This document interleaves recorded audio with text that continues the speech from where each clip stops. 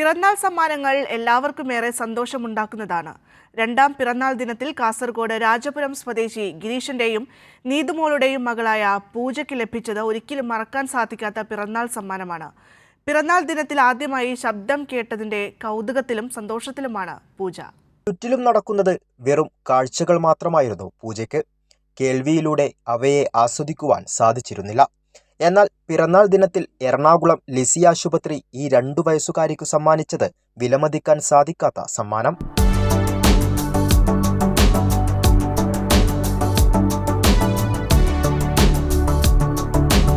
Cochlear ഇംപ്ലാന്റേഷനിലൂടെ ശ്രവണശേഷി തിരിച്ചു ലഭിക്കുമെങ്കിലും ശസ്ത്രക്രിയക്കായി ചിലവാകുന്ന 10 ലക്ഷം രൂപ പൂജയുടെ കുടുംബത്തിന് ചിന്തിക്കാൻ പോലും കഴിയില്ലായിരുന്നു.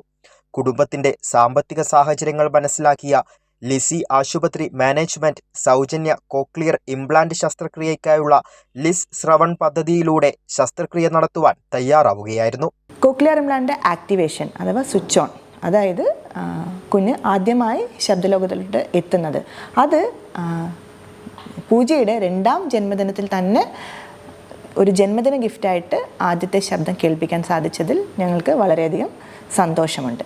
സ്വിച്ച് ഓൺ ചെയ്ത ശേഷം കുഞ്ഞ് ശബ്ദത്തിനോട് നല്ല രീതിയിൽ പ്രതികരിക്കുന്നുണ്ട്.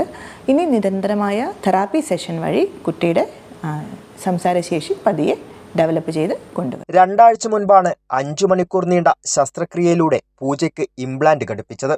പിറന്നാൾ ദിവസമായ ശനിയാഴ്ച ഇംപ്ലാന്റിന്റെ സ്വിച്ച് ഓൺ കർമ്മം നടന്നു.